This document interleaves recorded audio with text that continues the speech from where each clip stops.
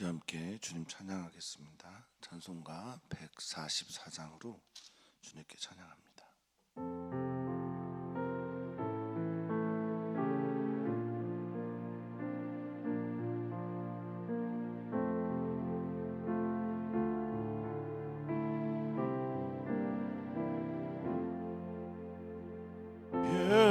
예수 나를 위하여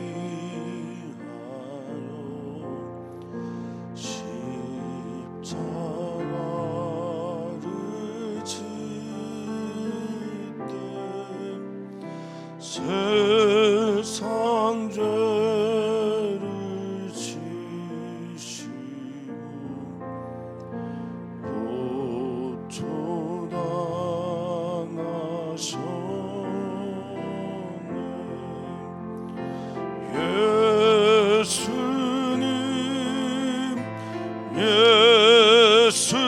예수님 나의 죄 위하여 보배 피를 흘리니 죄인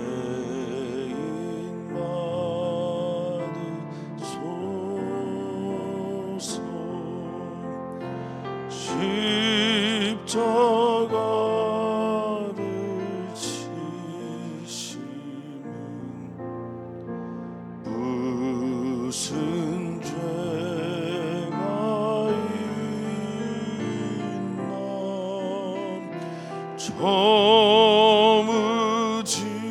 저무지한 사람들 메시아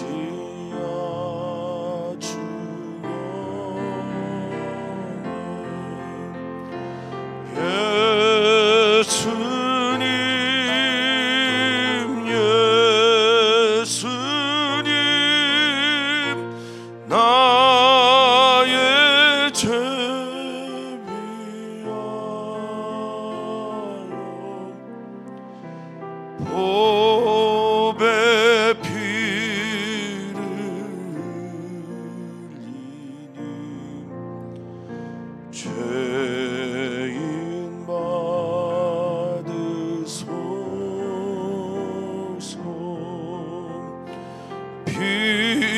피와 같이 부은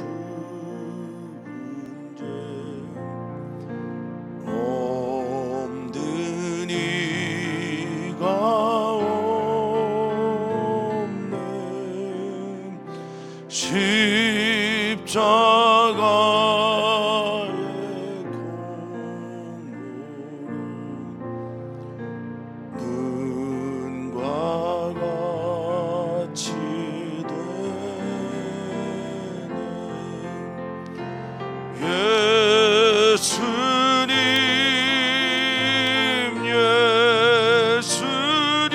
예수님 나의 죄 위하여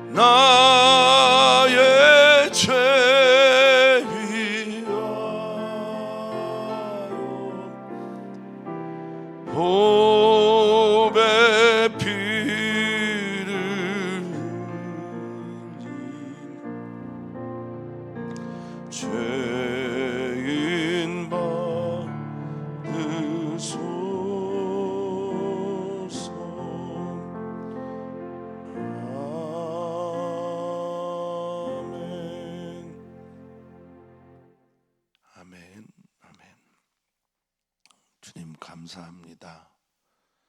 우리를 위해 십자가에서 죽으시고 죽으신 그 십자가에서의 그 모든 메시지로 인해서 우리로 살게 하시고 우리로 승리하게 하시고 십자가의 죽음이 우리에게 영원한 생명을 주신 은혜의 선물임을 알게 하시니 진심으로 감사를 드립니다.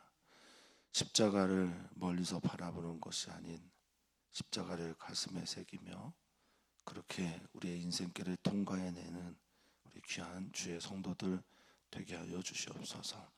주님께 감사하고 그래서 감사함으로 하나님을 바라보면서 나의 삶에 일어나고 있는 모든 십자가와 같은 모든 종류의 부조리를 이겨낼 수 있는 우리 모두가 되게 해 주시옵소서. 감사함의 예수님의 이름으로 기도하옵나이다. 아멘. 아멘. 하나님 말씀 우리 함께 봅니다. 누가복음 23장 33절에서 43절까지 말씀입니다. 누가복음 23장 33절에서 43절까지 말씀 한 목소리로 읽겠습니다. 누가복음 23장 33절에서 43절까지입니다. 해골이라 하는 곳에 이르러 거기서 예수를 십자가에 못 박고 두 행악자도 그렇게 하니 하나는 우편에 하나는 좌편에 있더라. 이에 예수께서 이르시되 아버지 저들을 사하여 주옵소서. 자기들이 하는 것을 알지 못함이니이다 하시더라. 그들이 그의 옷을 나눠 제비 뽑을세. 백성은 서서 구경하는데 관리들은 비웃어 이르되 저가 남을 구원하였으니 만일 하나님이 택하신 자 그리스도이면 자신도 구원할지어다 하고 군인들도 희롱하면서 나와 신포도주를 주며 이르되 내가 만일 유대인의 왕이면 내가 너를 구원하라 하더라. 그 위에 있는 이는 유대인의 왕이라 쓴 패가 있더라. 달린 행악자 중 하나는 비방하여 이르되 내가 그리스도가 아니냐 너와 우리를 구원하라 하되 하나는 그 사람을 꾸짖어 이르되 내가 동일한 정죄를 받고서도 하나님을 두려워하지 아니하느냐 우리는 우리가 행한 일에 상당한 보응을 받는 것이니 이에 당연하거니와 이 사람이 행한 것은 옳지 않은 것이 없느니라 하고 이르되 예수여 당신의 나라에 임하실 때 나를 기억하소서 하니 예수께서 이르시되 내가 진실로 내게 이르노니 오늘 내가 나와 함께 낙원에 있으리라 하시니라. 아멘. 아멘. 누가복음을 통틀어 보면 누가복음 전체적으로 하나의 큰 틀에서의 주제가 있습니다. 그것은 누가복음 19장 10절에 말씀하신 인자가 온 것은 잃어버린 자를 찾아 구원하려 함이라 라는 말씀이 저는 누가복음의 주제 성구라고 믿습니다. 그래서인지 모르겠는데 오늘 굉장히 많이 나온 단어는 구원이라는 단어입니다. 예수님은 어떤 구원자인가? 예수님의 삶의 목적에서 그분이 바라셨던 것은 무엇인가가 오늘 아주 뚜렷하게 나와 있습니다. 누가복음은 여행기처럼 그렇게 되어 있습니다. 갈릴리에서부터 예루살렘에서 예수님이 십자가에서 죽으시기까지 여행하는 형식으로 되어 있는데요.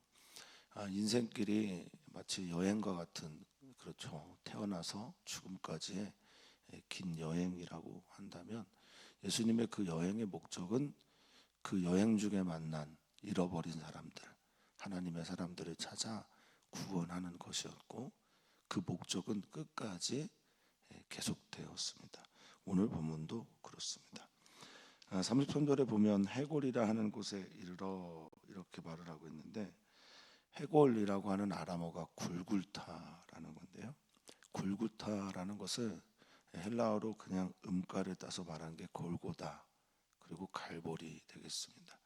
해골 모양의 언덕 지역을 말하고 있습니다.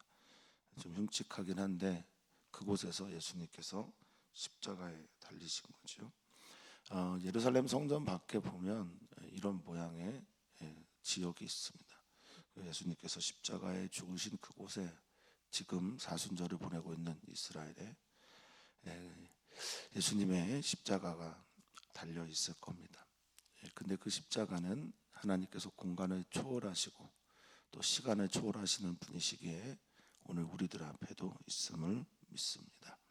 자, 거기서 예수님을 십자가에 못 박았고 행악자가 둘이 있는데 하나는 우편에 하나는 좌편에 두었다라고 합니다.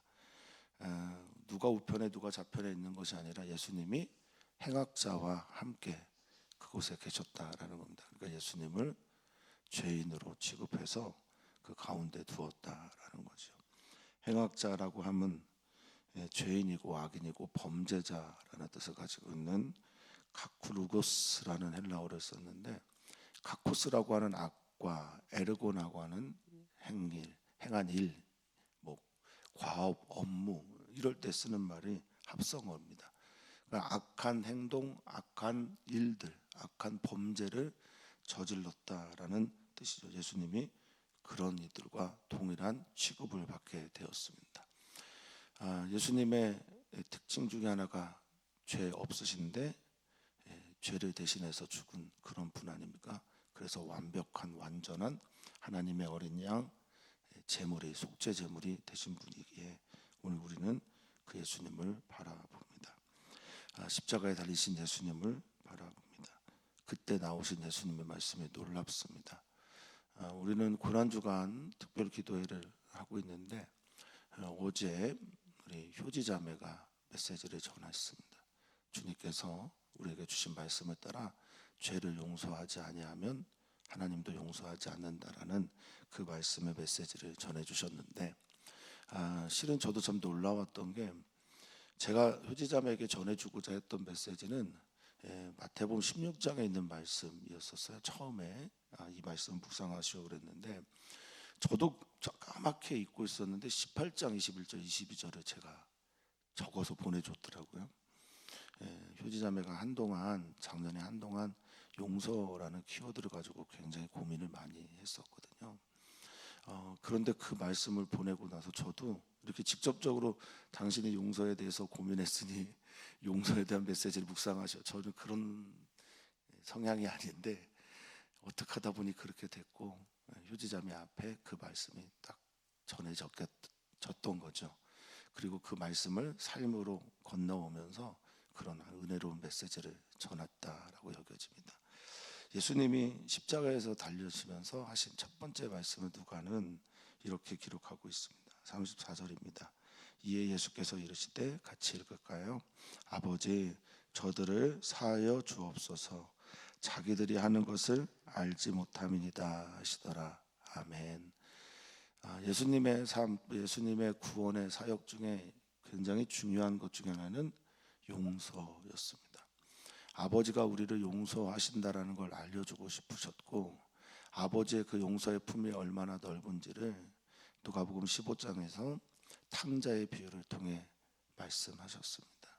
아버지를 떠났고 허랑방탕했고 돼지 쥐업열매로 자신의 생을 유지해가면서 온갖 더러운 것들과 온갖 악한 것들과 온갖 추한 것들로 자신을 덮었던 그 아들을 저 거리가 먼데 상거가 먼데 달려가서 안고 그의 옷을 바꿔주고 금가락지를 끼워주고 신을 바꿔주고 그를 다시 하나님의 자녀로 바꾸는 아버지의 자녀로 바꾼 그 사랑의 이야기는 용서에 대한 메시지가 분명합니다. 아버지의 마음을 예수님은 세상 가운데 전하고 계셨습니다. 자신을 행악자 중에 하나로 취급하고 자신을 조롱하고 자신에게 가시면류관을 쓰면서 처음에는 환호했으나 나중에는 십자가를 못 보고 웃소서라고 했던 그들을 향해 불특정 다수를 향해 그리고 특정인 어떤 사람을 향해 말씀하신다면 그 불특정 다수 중에 있는 그 사람은 바로 저인지도 모르겠습니다. 아버지 저들을 용서해 주십시오. 아피에이미라고 하는 이 용서하다라는 말은 이곳으로부터 멀리 떠나보내십시오라는 뜻을 가지고 있습니다. 아포헤이미, 아포는 여기서부터 헤이미는 보내다라는 뜻인데요. 그러니 저들의 죄에서 벗어나게 좀 해주십시오. 용서해 주십시오. 저들을 살려주십시오. 저들을 탕감시켜 주십시오. 스스로 제물이 되어서 아버지 하나님 앞에 저들을 용서해 달라고 그렇게 말씀하고 계십니다. 대속제물이 되어서 저들을 용서해 달라고. 저들은 자기들이 하는 게 뭔지 전혀 모르고 있다고 그렇게 말씀하고 계십니다. 주님의 용서의 메시지가 아니면 우리는 그 누구도 하나님 아버지께 갈 수가 없습니다. 하나님 아버지의 그 사랑의 품에 안길 수가 없습니다. 그래서 우리는 오늘도 주님께 감사하며 용서하신 주님께 나아가 우리의 죄를 고백하게 되는 거죠. 만약 우리가 우리 죄를 자백하면, 그래서 저는 미쁘시고 의로우사 우리를 모든 불의에서 깨끗게 하시는 분이 바로 이 약속의 말씀 때문입니다. 자, 그 말씀을 하시고 그 말씀 후에 그들이 그의 옷을 나눠 제비 뽑았다라고 하는 이 그들은 로마 병정들을 말합니다. 근데 이 말씀은 시편 22편에 예언된 말씀이죠. 나의 하나님 어찌하여 나를 버리시냐니까 라고 하는 시편 22편의 이 시인이 고통과 조롱과 멸시 가운데 자신의 옷을 빼앗기고 제비 뽑혀 나누게 되는 일을 말씀하고 있습니다. 성경은 하나님께서 말씀하신 예언의 일들이 예수 그리스도를 통해서 성취되고 있음을 분명하게 말하고 있습니다. 따라서 성취된 그 예언의 말씀은 오늘 이 시대를 살고 있는 우리들에게도 동일하게 이루어지고 있음을 믿어야 합니다. 받아들여야 합니다. 그래서 이 예수님의 용서는 오늘도 우리에게 계속되고 있는 겁니다. 자, 사람들의 이 십자가에 달려서서 용서해 달라고, 저들을 용서해 달라고 하는 이 거룩한 예수님의 말씀 앞에 다양한 반응들이 나옵니다. 예수님의 메시지 앞에서, 예수님 앞에서 아무것도 갖고 있지 않은 예수님의 모습에서 다양한 반응들이 있는데, 35절 백성들은 서서 구경하고요, 관리들은 비웃습니다. 그러면서 하는 말이 이런 말입니다. 저가 남을 구원하였으니. 예수님의 사역이셨죠. 예수님의 삶이었죠. 제가 정말 자주 말씀드리는 거지만 예수님은 단 한 번도 자신을 위한 기적을 행하신 적이 없습니다. 예수님의 모든 기적은 다 내가 아닌 남을 위한 기적이었습니다. 그래서 예수님의 삶은 사가 하나도 없는, 사사로움이 하나도 없는 삶이었으며 그의 삶은 온통 공으로만 가득 찼습니다. 그렇게 말합니다. 저가 남을 구원하였으니 만일 하나님의 택하신 자 그리스도이면 자신도 구원하라고. 이 말은 마치 사단이 예수님이 40일을 줄이신 후에 광야에서 시험할 때 했던 말처럼, 네가 만일 하나님의 아들이거든 했던 그 말과 연결이 되어 있습니다. 너가 만약에 하나님의 택하신 자, 에클렉투스라는 헬라어를 썼는데 이건 에크칼레오라는 말에서 나온 겁니다. 에크는 몸으로부터, 칼레오는 부르다. 너가 하나님께서 부르신 그 사람이 맞냐? 네가 하나님께서 택하신 그 존재가 맞냐? 네가 하나님의 아들이 맞냐? 그러면 너부터 구원해라. 아주 강렬한 말이고 강렬한 유혹의 말입니다.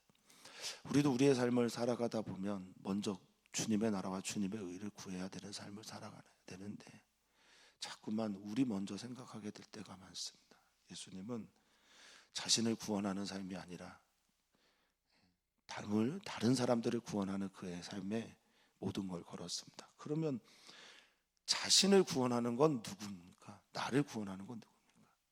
그것은 하나님이셨습니다. 아버지이셨습니다. 그 예수님은 자신의 구원을 아버지 하나님께 온전히 의탁하고 다른 사람들 구원하는 삶을 살아내셨던 거죠.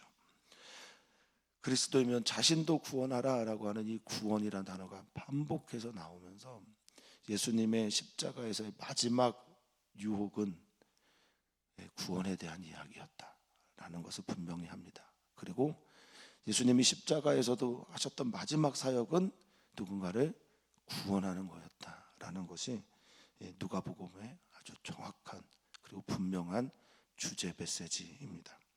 군인들은 어떻게 합니까? 희롱합니다. 놀립니다. 조롱합니다.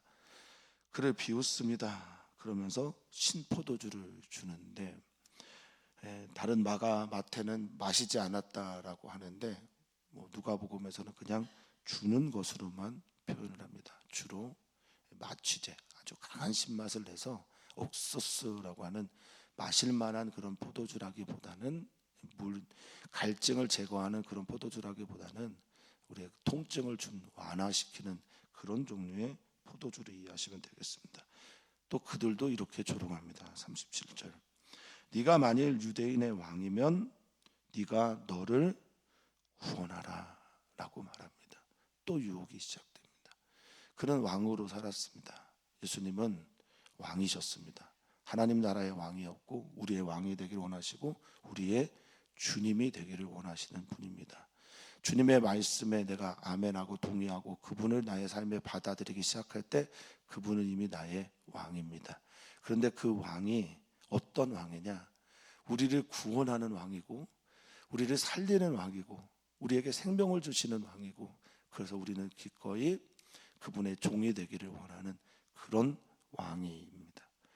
자신의 몸을 살리는 왕이 아니고 자신의 몸을 구원하기 위한 왕이 아니고 자신께 충성하라고 말하는 왕이 아니라 우리를 살려내는 왕인데, 지금 이 군인은 네가 내 왕이 맞냐?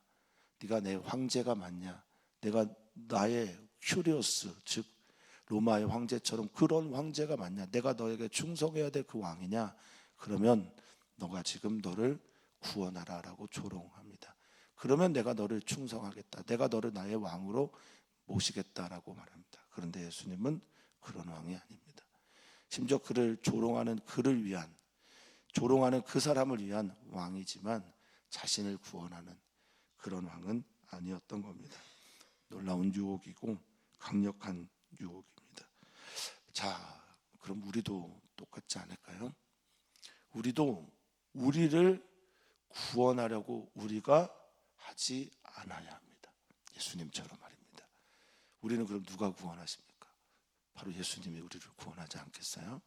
하나님이 우리를 구원하시는 것 아닙니까?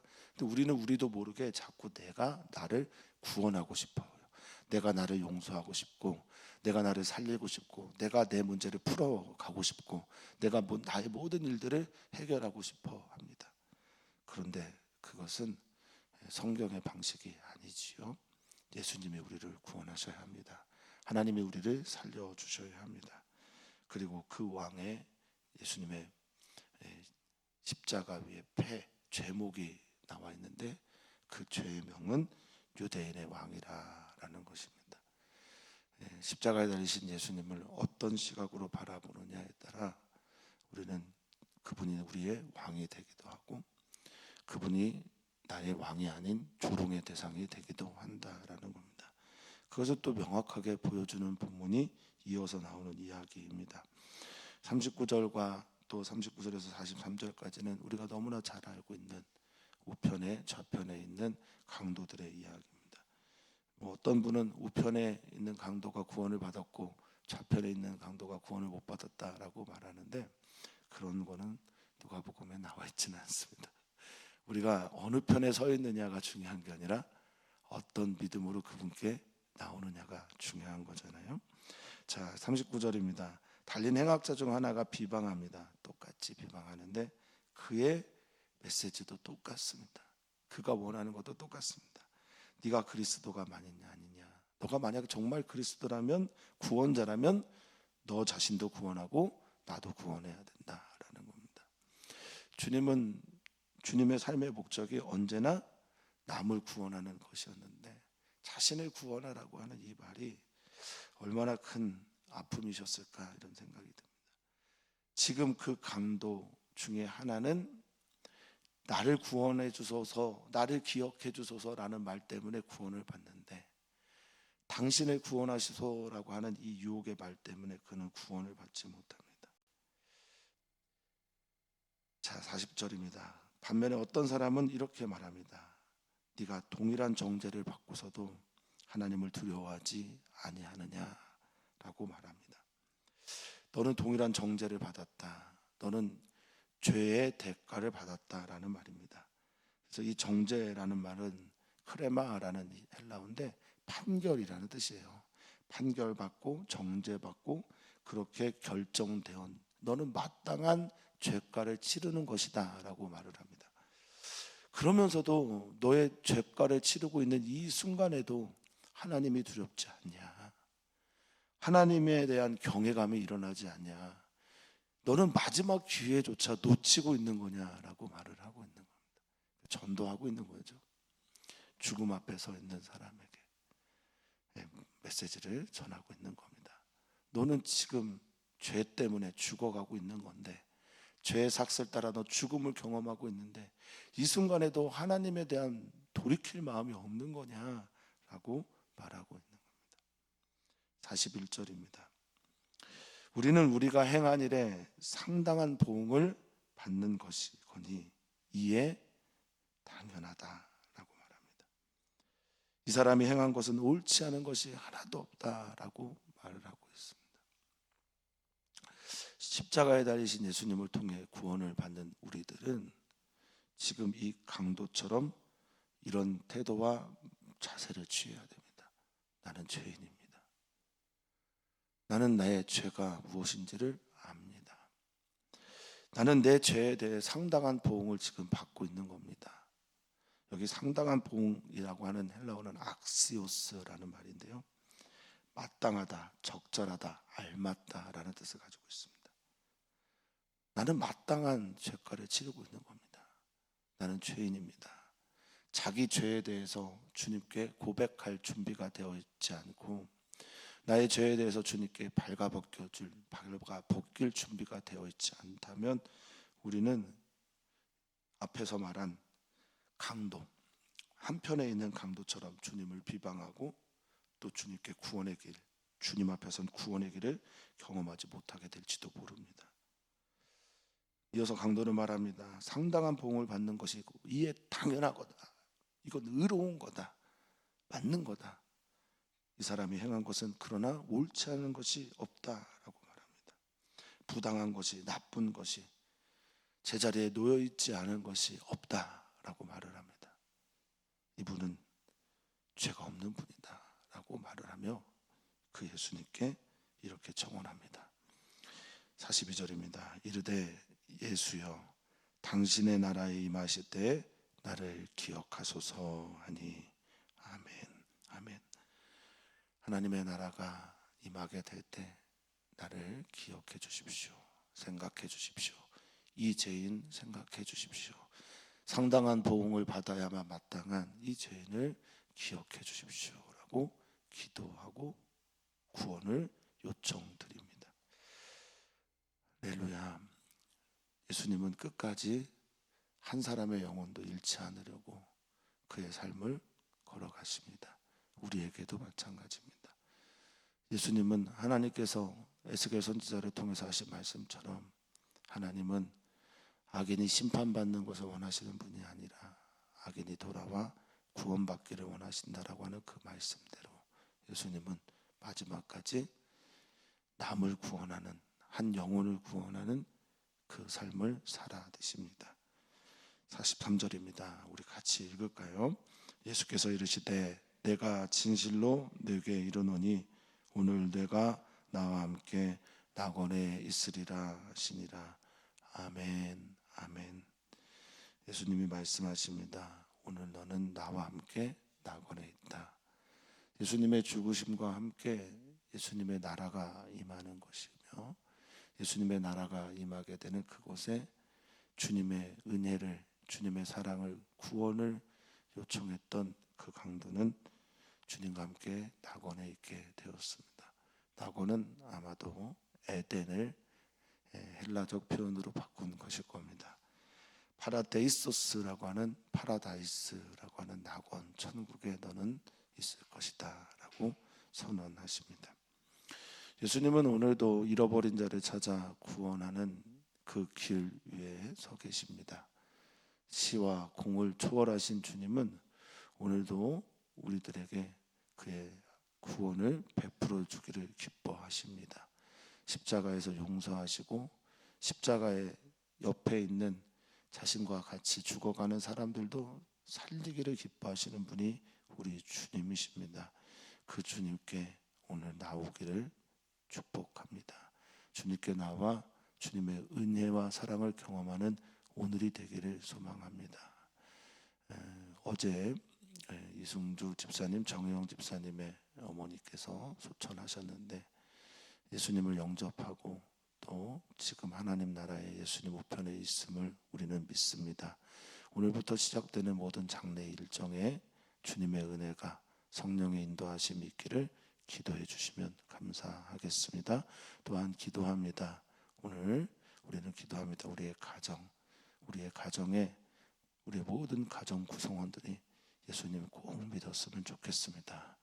예수님 믿고 어느 순간이든 구원을 경험하기를 간절히 기도합니다. 우리 사랑하는 선교사들의 가정과 특별히 선교사들의 자녀들을 위해 기도해 주시고 아픈 분들 가운데 다시 회복되고 치유되고 있는 분들, 마음의 아픔이 있는 분들, 모든 분들을 위해 기도해 주시면 감사하겠습니다. 주님 우리를 끝까지 사랑하시는 그 사랑이 예수님을 통해 알려지게 하시니 참 감사합니다. 우리 주님은 어떤 경우에도 우리를 포기하지 않으십니다.